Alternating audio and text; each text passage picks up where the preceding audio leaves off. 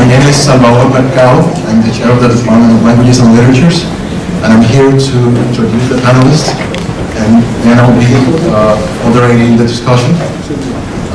Our panelists today, first, Professor Jacqueline Font-Guzman. She is a professor of law and conflict studies and director of the negotiation and conflict resolution program in the Department of Interdisciplinary Studies at Creighton University Graduate School in Omaha, Nebraska.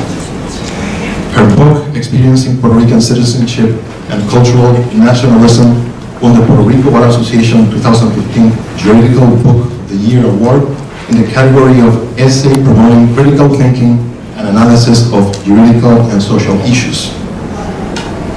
We have also with us Raymond Laureano Ortiz.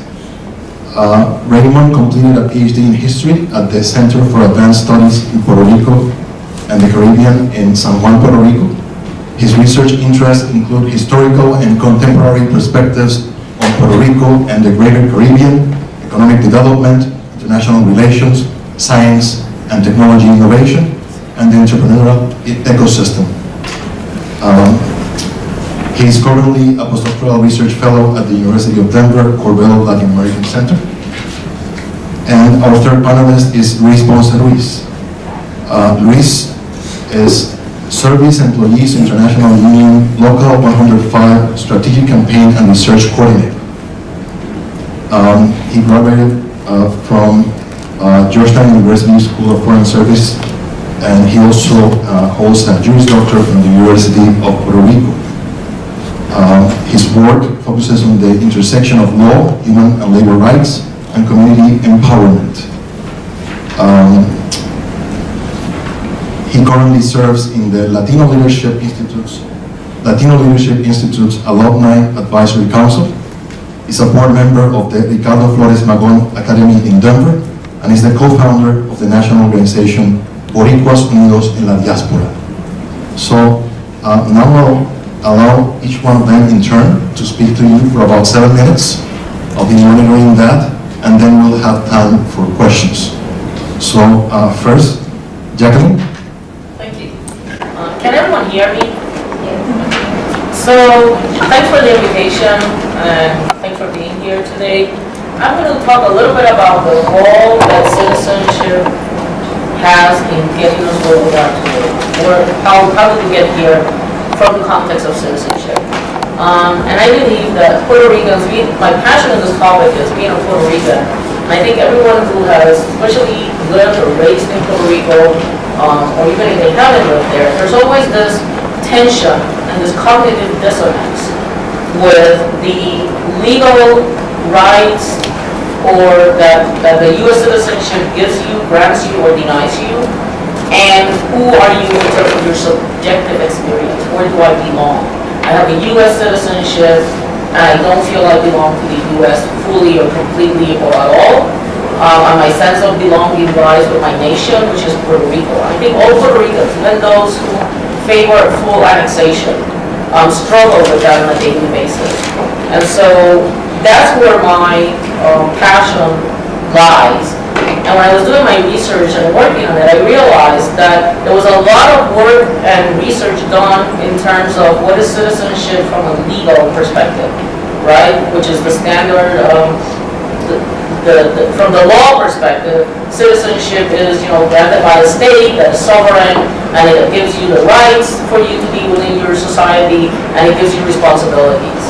And there was a lot of study about that, and a lot of study about how citizenship, and how Puerto Ricans got citizenship, and all the problems in terms of the insular cases, is it a second class, is it a third class, what is it? And there was a lot of studies of socio-cultural aspects of citizenship, but no one had actually gone to ask Puerto Ricans, how do you live your citizenship? What is your lived experience with citizenship? What does this mean to you? And the reason that subjective experience is important is because if you think about it, how you make meaning of your citizenship or your identity is really what moves you to act or not act, or act in a specific way or in another. So I took as my starting point for research what Juan Maribras, a very well-known politician and attorney, named his legal experiment.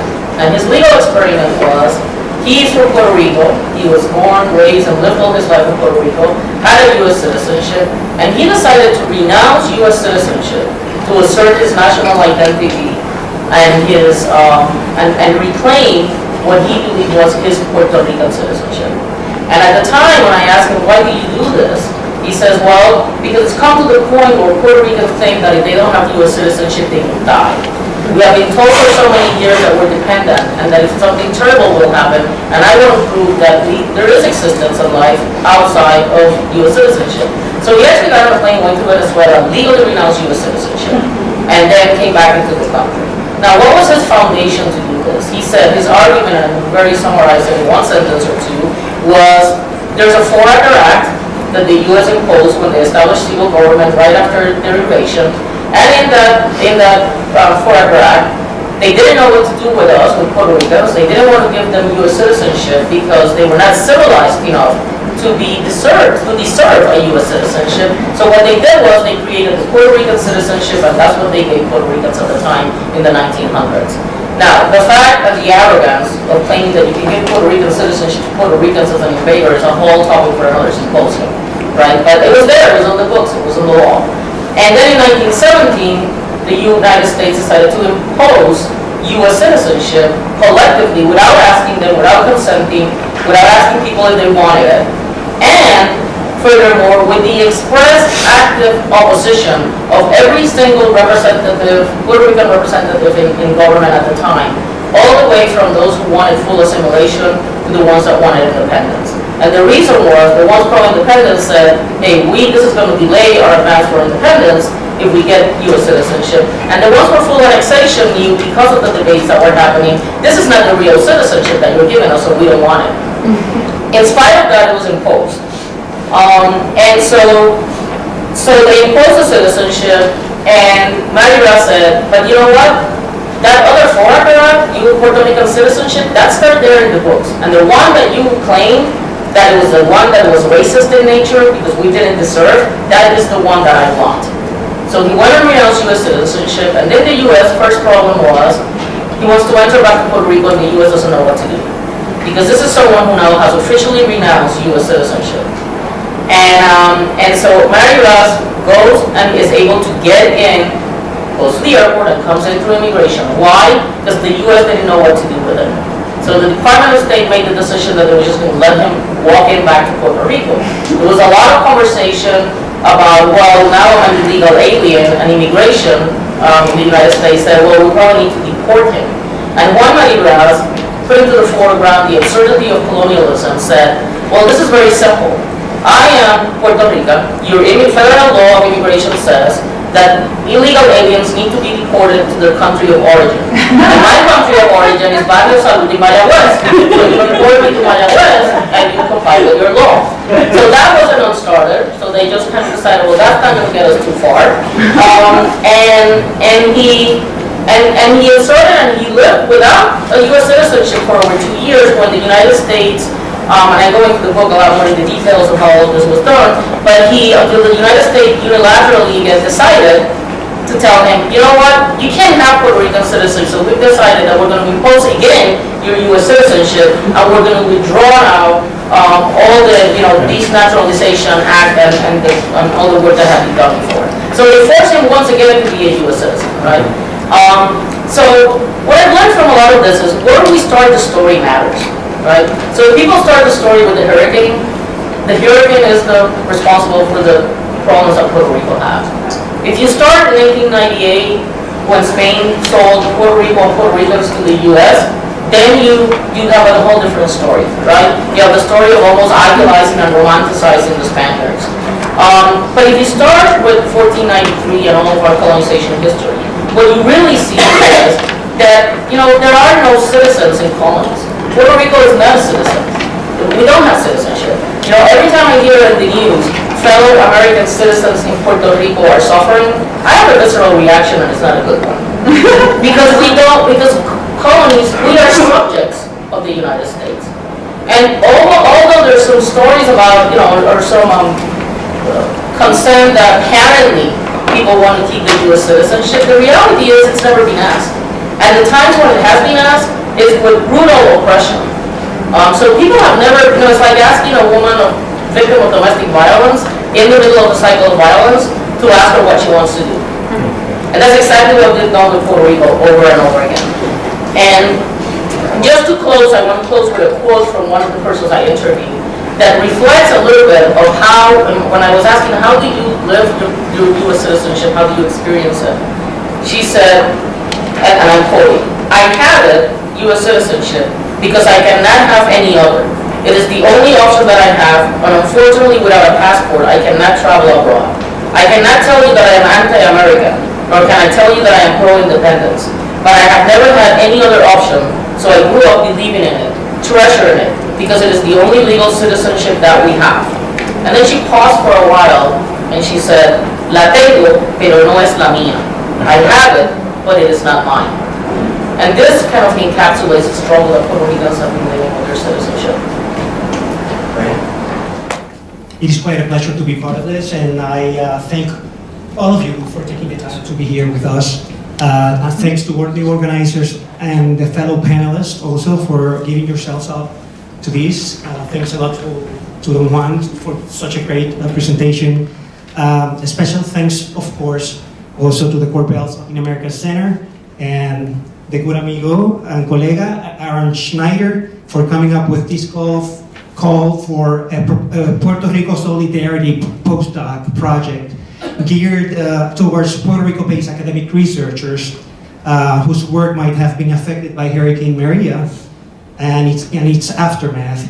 This is the reason why I am here at LAC as a postdoc research fellow, advancing my work on the history of Puerto Rican diplomacy, that is international relations of Puerto Rico as part of taking into account that it's part of the U.S. Political system. Maria survivors. Indeed, we are all here in this event in support of the survivors of Maria. Hurricane Maria has been the worst natural disaster in the history of the United States. The history of the island and the history of FEMA, the federal agency that is in charge of emergencies, they say it has been the worst situation they have had to face. I am one of at least 2 Maria survivors. I don't know, maybe there are more here. So I had to live through the damage to our homes and businesses, the lack of power, communications, and water service for months. And also, I had to go through the experience of teaching with only a blackboard as a resource, and with the critical added mission of making sure that the students had the emotional and material support that they needed at that time, and also providing alternatives for many of them to advance the course being off-site, many of them here in the US, and some of them in inaccessible areas of the island. So many students travel to the US and some other countries like Colombia, Dominican Republic, and Panama, where they had relatives or contacts after this happened in the island. There we have to live through the daily challenges of being in line, standing in line for hours to get fuel, food, pharmacy supplies, and even money. So it has been quite an intense experience, definitely. Both island and the US federal governments were not able to respond timely to the Maria-induced emergency. So debate has ensued over the reasons for this, and one big area of contention is whether the particular nature of the US-Puerto Rico relationship is playing a major role in the behavior in the response of the US federal government to the island emergency, especially as compared to disasters stateside. After 400 years under Spain, Puerto Rico was transferred to the US at the end of the Spanish-American War in 1898, together with Guam, Cuba, and the Philippines. In 1917, the US citizenship was extended to Puerto Rico's residents while it was still a territory. And in 1952, in the era of decolonization sparked by the United Nations, Puerto Rico and the US started a new relationship when Puerto Rico wrote its own constitution and became a free associated state of the US. In 1953, the US asked the United Nations to take Puerto Rico off the list of colonies because it now had an autonomous form of self-government that delegated certain areas to the US federal government, among them currency, defense, and foreign policy. Now, the legal documents that define that free associated state, however, left many gray areas. Therefore, this has led to constant interpretations of the nature of Puerto Rico's autonomy under this status by the various branches of the government. That's when Congress is evaluating a new bill, when the executive branch is making decisions about the administration of a program, and when the federal court system is in the middle of resolving cases. And these interpretations have, across time, not been consistent. Sometimes the autonomous space is interpreted as broad and sometimes as limited. Recently, there have been events like the Promesa bill that established an oversight board over the Puerto Rican officials and the elected officials. And that seems to confirm the limited autonomous space that is perceived for Puerto Rico, and leading to the statement that Puerto Rico is still a colony.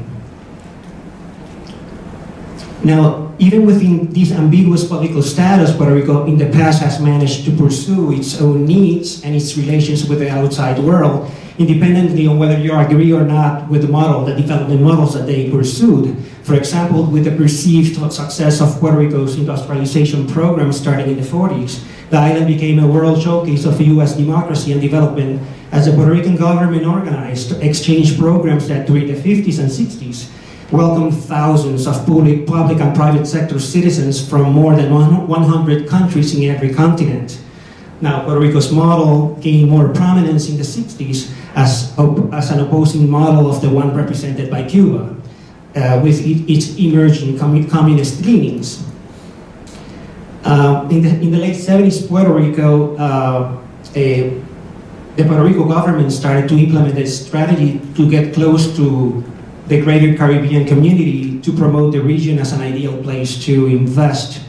In the 80s and 90s, Puerto Rico became the business center of the region through its Caribbean Development Program, providing low-cost financing for business ventures in various fields from agribusiness to manufacturing, from telecom to oil production, from airlines to services. Putting together these international ventures required a lot of negotiation with the US federal government and cooperation with the international community to enable certain aspects of the programs. And I bring this to the fore as a way to incentivize unity, self-confidence, and in the island towards working to overcome the current challenges. To enable this, we need unity to negotiate internally in the US and in the international fora a way to gain more control over our daily lives, and we need to pursue alternative ways of development by empowering communities which already are involved in a lot of very powerful initiatives, but they need to be brought to the fore publicly.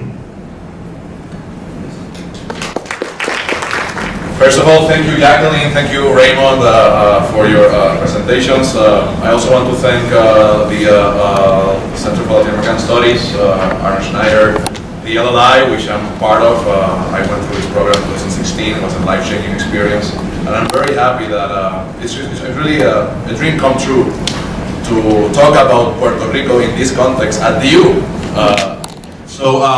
Here I have my hat. I work in the labor movement, but today, this morning, I'm on with my hat on the Boricuas Unidos en la Diaspora, which is a collective or organization, like however you want to call it, but like the real essence of our group is to bring together Puerto Ricans here stateside or wherever they are, and start thinking about Puerto Rico in a different way, away from what we have been taught in the island, right? That you have these three choices, and your livelihoods, everything depends on it, right? Whether you are a stateholder, you support status quo, or you support independence, right?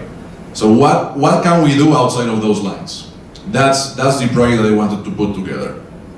First, it's the second project, and I think it echoes what Juan said during his presentation, how we can gather that support of Puerto Ricans stateside, or whatever they are again, and focus and channel support, money, time to Puerto Rico. So we have come up with using what is called the giving project model, which you get people that have similar interests, in this case Puerto Rico, or to help Puerto Rico, and we get together to fundraise for change.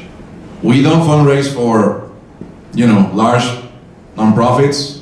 We don't partner with Banco Popular, we don't partner with Chase. We partner with people like you guys. We partner with other Puerto Rican professionals and non-Puerto Ricans that are from Puerto Rico. And I think creating that solidarity circles, we're going to be able to support organizations like Casa Pueblo, the one I think you have in your tables. You have a small narrative and the way to donate, because we believe that by empowering through financial, through money, these local community-led organizations that are fighting for change and sustain social justice, we can actually see the change that we're fighting for. And why the diaspora?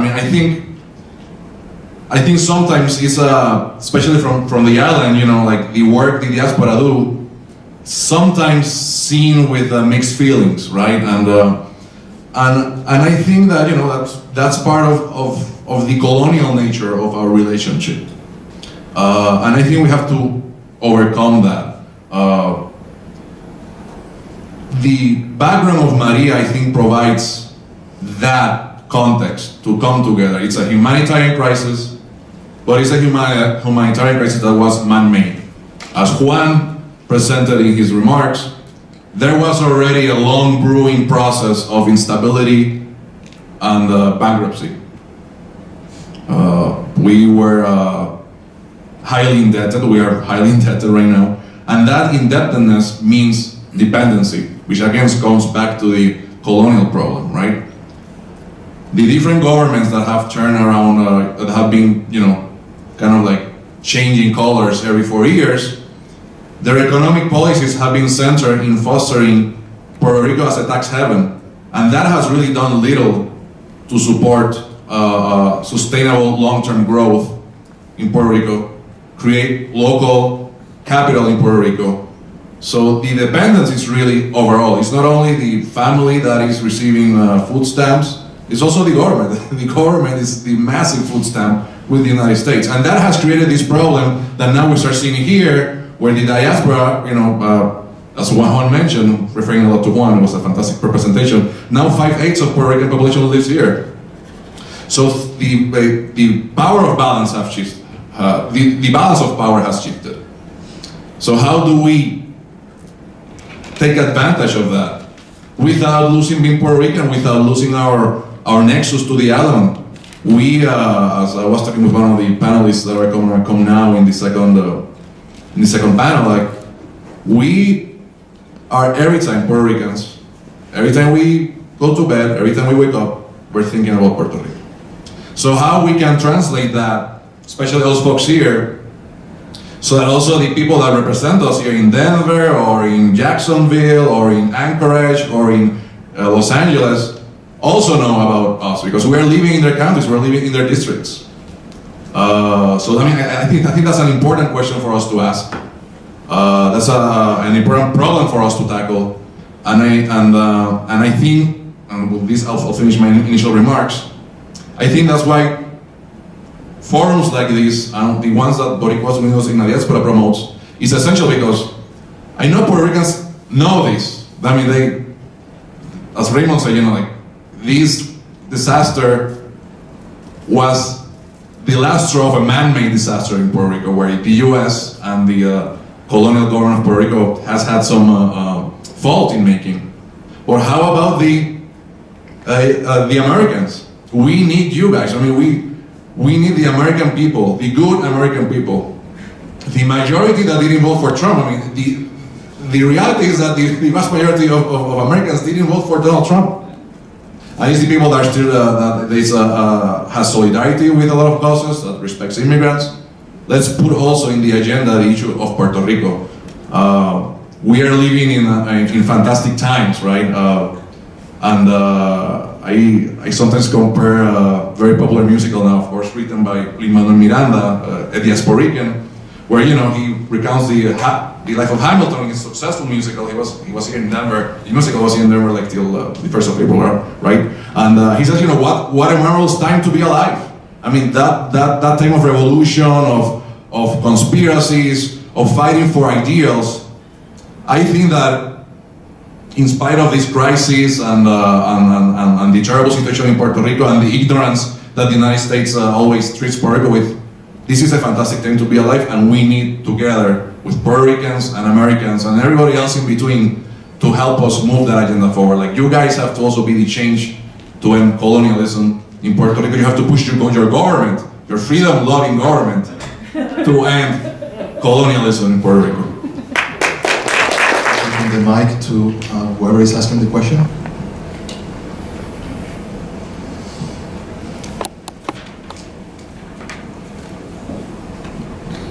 Thank you all very much. My question is mostly for Professor Laureano, because you touched a little bit on the relationship with Puerto Rico and other Caribbean nations, and a little bit about how that's been affected by its colonial status. And what I'm wondering is that in the aftermath of Hurricane Maria, it's become quite obvious that climate change-induced disasters are going to affect the Caribbean in a way that they're not going to affect most of the mainland US. And so I'm really curious if you can comment on how Puerto Rican thinking, as being a member of the Caribbean community, is changing and evolving because of that increased threat from natural disasters or human-induced disasters. Yeah. Yeah, the relationship with the Caribbean has had its ups and downs across time. Like back in the 40s, the US, England, and France and Netherlands created an organization to work together to address the situations of their colonies in the Caribbean. And they created a space there for representatives of every colony in the Caribbean. So that was the first time people from the Caribbean started to interact much more. And across time, across the 50s and 60s, some other organizations evolved from that initial one, and they gained more space to push for their own needs and initiatives. So there has been a close collaboration of Puerto Rico with the Caribbean, at least until the 60s. From the 70s on, at least in the 70s, it was not that much. And back in the 80s, again, they got closer, they worked together on development projects. There was low-cost financing in Puerto Rico available. About $1.2 billion were, at least $1.2 billion were invested in these projects in the Caribbean. Then during this century, the relationship has not been that close for many reasons. Maybe we started to pay more attention to our own internal situations and have not taken the time to continue cultivating all those relationships. But definitely there has been interest in some people in the government, in the various administrations, to push some more collaboration. In the previous administration, like 3 years ago, Puerto Rico officials were invited to go to a conference by SEEDS, a small island development project. It is a group of, it's a United Nations associated organism that addresses climate change situations, and they are looking for options and different projects for alternative energy that is being discussed by Caribbean nations. But then the non-independent nations 3 years ago had that opportunity to join those discussions because the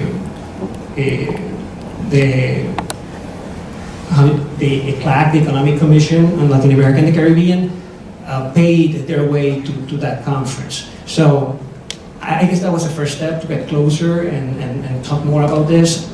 Now, many more groups are really concerned about what just happened this hurricane season, and they're coming up with new projects, but they're still evolving and taking shape. There's an interest definitely in collaborating more in that sense. And even the Puerto Rico officials now in the administration have also been reaching out to different places in the Caribbean and working with the federal State Department to see how they can also contribute to the federal State Department objectives, but at the same time inserting some needs like this one that they need to address.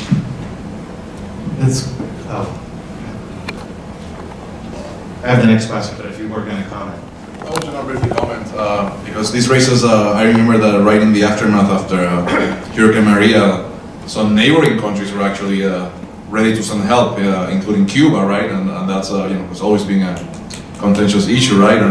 And the Puerto Rican government refused to receive help from Cuba when, the U.S. government was so delayed in getting that help to Puerto Rico, right? I mean, they blindly trusted that FEMA was going to go into the rescue immediately, right? And I think like that's also what happened with this like psychological mentality of dependence, right? Like people thought, oh, we're going to be fantastic because we are part of the U.S. and this is not going to, I think nobody in Puerto Rico was expecting, even here in the diaspora, I think nobody was expecting that things were going to get so bad.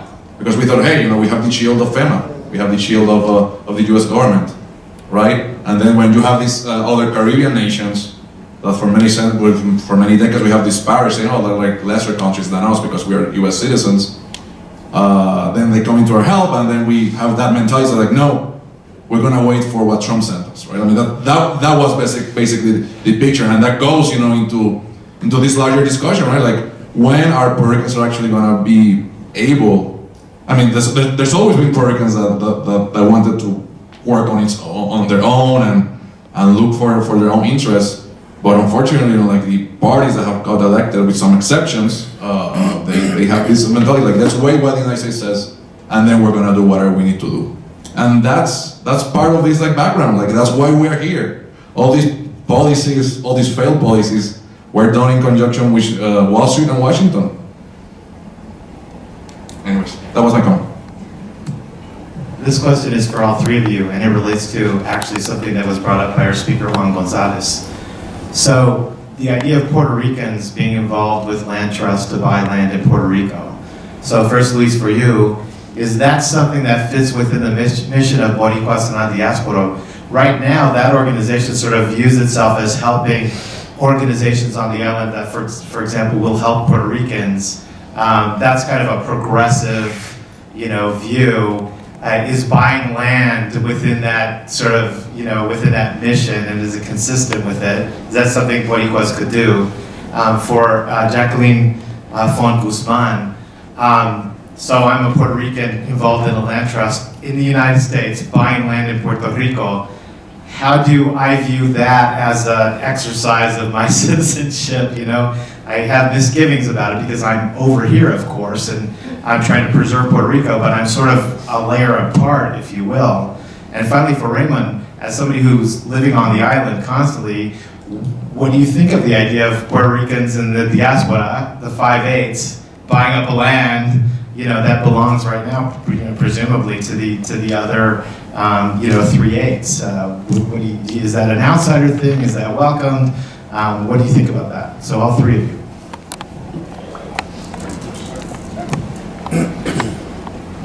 For your question, I think this is a very interesting dilemma when you're here as a Puerto Rican and you see and that's where I'm going to speak. I've been in the United States now for 11 years. So even though I currently have a home in Puerto Rico and all my family's there, I have lived in the United States for the last 11 years. And one of the things that I always think of is I don't let go of my home. Part of it is because of that, so it's this emotional kind of almost attachment, even though I go twice a year or so. And part of what has been revealing about the hurricane is, and as I've thought about this, is Puerto Ricans have been reduced to taking up space instead of commanding their own space in Puerto Rico. And when you think about it in those terms, it's pretty powerful. We've really been thingified to the most extreme possible way, and objectified. And I think there is a responsibility, and then you get into the whole issue, so what is a Puerto Rican citizen? What is a citizen? Am I a citizen because I have a document or a legal or a law that says that I'm a US citizen because I was born in Puerto Rico or born in, Denver? Am I a Puerto Rican citizen because I decide the way if I act and I perform? You have in the history of Puerto Rico, and you have them in every single country, people that they are not born in a place, but they're like adopted in that place, and they feel more of that place than others. And we have very popular ones like Tony Croato, who moved to Puerto Rico, lived in Puerto Rico, raised his family in Puerto Rico, had his son in Puerto Rico, and when you ask him, he would say, "I'm from Puerto Rico." So one of the questions I think to address that is, what is being a Puerto Rican? And there's a lot of dilemmas, and and they have been even like in New York, you have New Yorkers, and you have, well, they're not the real Puerto Ricans, and they're not. You have all these discussions, and I think there are important discussions that Puerto Ricans need to really have to be able to have solidarity. I have a concern that Puerto Rico is going to end up in hands of people that do not feel Puerto Rican in any way, shape, or form or category, and that it's going to be exploited. And that the people that are from there are going to have no choice than to leave to the United States. These moves to the United States are not voluntary. People are leaving because they need to get a job. And ideally, we can, I can sit in my ivory tower at my university and say, well, people need to go and fight and stay. But the reality is people have mortgages to pay, people have children to send to education. It's a little bit more complex than that. And so I don't know what the answer is in terms of what each one of us should do. What I do think it's an opportunity for Puerto Ricans among themselves, or people who feel like they're Puerto Rican, to really embrace and have those dialogues and those conversations. And to start talking about us as a collective, and not us as an individual. And to really start challenging that and retaking commanding of our space that for so many centuries has been really just taken away. And Maria has done that for us. It has revealed it, that we don't command our space at so many levels. So I don't have a straight answer in terms of what to do, but I do think that we need to start those conversations. And I am very worried, and I think that legally now, from the legal perspective, anything that can be done to protect that all of this, right now I have a friend that was telling me that most of Condado, which is an important place in Puerto Rico, a city, is pretty much being bought by, people from the US and from Europe. And so what's going to happen there then? Then we're really going to have no command. Thank you, Roberto, for your question. Just a brief follow-up comment on you. I definitely understand that kind of like conundrum of what is Puerto Rican, what is not. But I think at this stage, I even welcome someone from Nigeria that feels Puerto Rican to support us. I really, I think we need to create that solidarity that in Puerto Rico, unfortunately, and we were discussing this yesterday. There's a lack of solidarity. Historically in Puerto Rico, people just kept to themselves, work very straight division, someone, which party you belong to. And I think with Maria, that has started to come down. Somebody made a comment, I think Basti made a comment about how the mountain towns in Puerto Rico are organizing themselves. So I think that the same way folks are organizing themselves out of need, we need to organize here also because of that need. And I really welcome everybody to be part of this effort. Then specifically on Roberto's question, that's a great idea, I think, and exactly, that's when your question comes in. Will this Nigerian that lost Puerto Rico, can he buy land in Puerto Rico if he becomes a US citizen? Will I support that? That's up for discussion, right? Because we'll have them to say why are we doing this for? What is Juan's position on this? The position is to preserve Puerto Rico in Puerto Rican's hand, right? And in the past, Boricuas Unidos in la Diaspora, and some of you were there that day, the first collective of organizations we supported through fundraising, through the Maria Fund, which was put together by the Center for Popular Democracy. One of the organizations we were helping that day was the Caño Martín Peña Land Trust. which I actually worked for when I was in law school in Puerto Rico. And I know there are other smaller land trusts in Puerto Rico, and I think it's a great idea. I mean, if we get together to, the way we operate is, we every 3 to 4 months we select a nonprofit and we give money to them. These nonprofits have to be community-led. They need to be working for social, long-lasting change, and they have to be, like participatory. I mean, they should have like a larger inclusion of folks from their community. Casa Pueblo, for example, feels that. Back then, those organizations that we fundraised in November also fill that gap, so fill those requirements. So if we're going to do that, I mean, I'm more than willing to explore that route. I know you have experience with land trusts, and that will be fantastic. I always tell my wife and my brother that lives in New York, that is actually visiting this week here, like we should also buy something in Puerto Rico. I mean, if we have that income, let's go and do it. I don't have doubts about it. And then let's go and raise these other questions, right? That may come with it. So let's work together, Roberto.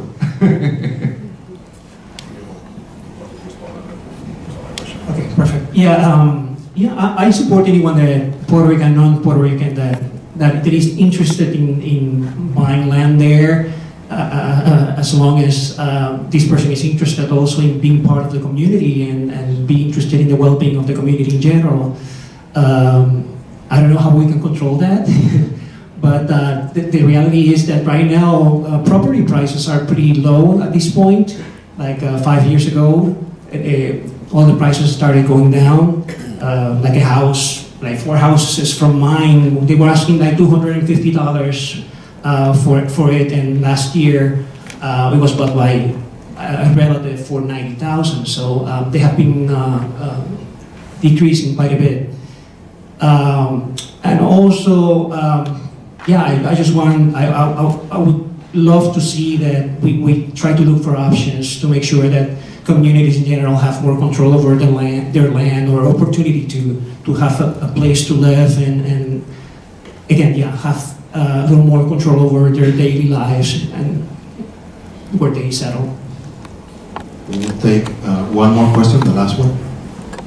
So my question is a follow-up to Roberto, because yo originalmente nací en Arecibo, Puerto Rico, me crié en Orlando, and kind of as Roberto was talking about, I'm one of those few Boricuas who really want to use our education to promote something better in terms of reconstruction for Puerto Rico. I personally am getting my master's degree in property development and construction management, and the question that I had is specifically that. What resources are available for Boricuas like myself that are trying to actually do something to reconstruct our island, and actually take an active effort to be at the forefront of this, because I understand that the status quo hasn't worked for Puerto Rico, not only since 1898, but also since 1492 and before that. And I understand that, but I also understand that we are living in a new technological age in which there's a lot of resources and a lot of Puerto Ricans in Puerto Rico or throughout the diaspora that have, education, have some sort of preparation, that I really think that the resources are there to really help and restructure. But I think the question that I have is, to you guys and everybody here present in the room is, what resources from a federal level, state level, or even from a nonprofit or even from a private sector, what resources are available for entrepreneurs that are trying to utilize a community land trust model and trying to actually promote both physical development but also socio and economic development locally within Puerto Rico to help our people and our island? So, interesting question. I mean, there's actually, and there's been since, I think, Luis Fortuño's governorship, starting in 2008, there was an attempt to start to attract, this is again the rehash history of Puerto Rico, right? Like, we always try to find like a loophole, something in the Federal Revenue Code or in something else, or we meant something else to attract big, large companies, corporations, right? To go and help contribute to Puerto Rico to grow its economy, right? Like, in the early stages of colonialism, where the absentist capitalists, the sugarcane barons, then after that came like huge process of industrialization that we just gave we turned our backs to agriculture. That's why we export like almost 90% of the food we eat. because we just totally turn our back and just focus in industrialization with Operación Manos a la Obra, like bootstrap operation and other, always looking for incentives for American corporations. Then, like in the first government of Rafael Hernández Colón, if I'm not mistaken, the Populares found a loophole in the federal revenue code, like the section 936, la sección 936, which lasted till 2006, right, like 2006, which again, it was trying to promote technological, like development in Puerto Rico, technological transfer, create more jobs, create like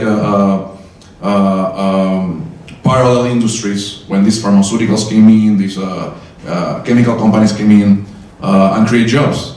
Well, that also, like the other previous two options, didn't actually develop a sustainable economic Puerto Rican economy, right? That's why still Puerto Ricans are over 46% poor. That was phased out, it didn't work, the technology transfer didn't happen, the jobs created were never reached, and these corporations, they took like massive tax cuts. I mean, Puerto Rico has always been treated as a tax haven for US corporations. I mean, like, you have to understand that when a country colonizes another colony, the policies of that colony are based on the interest of the colonial power, in this case the United States.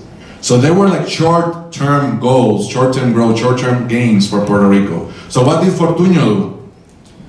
His party actually lobbied to deface this 936 section, and then they started putting together these so-called Law 20 and 22, La Ley 20 and La Ley 22.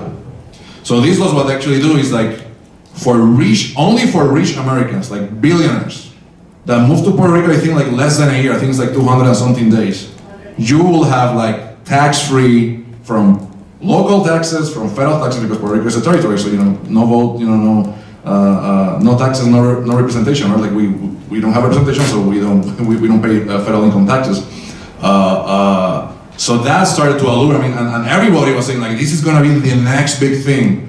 Puerto Rico is gonna get overrun with startups, and people are gonna put businesses, and they're gonna grow the economy. But what actually happened is like these people, they opened their offices, they only staffed like 2 or 3 positions, those jobs weren't created, and the only part of the economy that actually grew was, of course, real estate people, these rich hedge fund managers were buying properties in El Condado, in Isla Verde, elsewhere, buying resorts, and then the luxury economy, right, like fine restaurants, private jets, and that trend of supporting those 2 laws continues to this day, right? So I understand your question. I think we need to look for ways that, we need millionaires. I mean, I'm not saying that capitalism is bad. We need them, but we also need them. The government in Puerto Rico needs also to provide opportunities for people like you, right? That you're not a millionaire, but you want to help Puerto Rico. And there's like countless of others, like small businessmen, middle businesses, and even local businesses in Puerto Rico. Like the question we need to pose is like, why these billionaires that haven't succeeded in creating these jobs, why we're still like, kind of like maintaining them, and we're not providing similar tools for, like local businesses in Puerto Rico so they can succeed. Like Maria, in the aftermath of Maria, more than 10,000 small businesses like disappeared from the face of Puerto Rico, like local small capitalists. And that's what we need to jumpstart our economy. So that's gone. And then the government is only focusing again in this Law 20, or Law 22 that only gives the tax cut to the rich, and then the rest of the people like you, people like me, it's so hard to go back to Puerto Rico because we don't have those incentives. Sorry if I took too long. We're already over time a little bit. This is very brief. Thanks for your question, and just very briefly, as I'm sitting here, I'm struggling a little bit internally, so I'm going to speak from my own personal opinion, because I think it's dangerous. I think we need to own the power we have, and I am, I would consider myself middle, upper class, educated, and we want to make sure I always think whose voice is not at the table. So as we sit here and we talk about how we can make Puerto Rico better, all with well intentions, I'm concerned about those people that are being displaced, and that I am being able to get a good deal on a home because someone's home is being displaced, and they're being displaced and they're leaving that place. So I think we need to be sensitive of that and go and ask to those people that are in Puerto Rico, that are living there day to day, that are losing their homes, that are losing their businesses. What are their voices? What do they think needs to happen? Because the only reason that people are coming in and grabbing or taking or buying those homes or those businesses is because other Puerto Ricans like us are being displaced. So I think the instead of coming from a top down, this is what we think we need to do, or looking at the law for incentives, I would encourage for us to be able to, through organizations even like Boricuas and La Diaspora and others, to make sure that people's voices and the people that are at the table that are really feeling the impact of this. I think that is the way to empower people with their agency and truly partnering with them so that they can come up with their own solutions, because that's the only thing that is sustainable.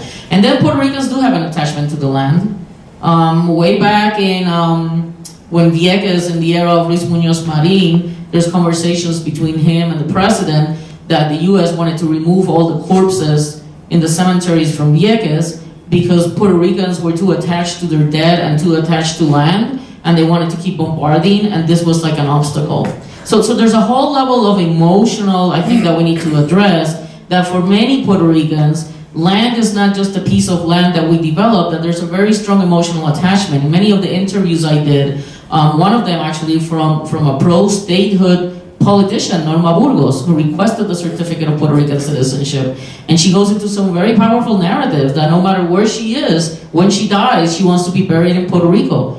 So I think we need to just be very cautious of the power we own and how we really sit down and have conversations with the people that are actually being the victims of this and empowering them with agency. Thank you to all the panelists.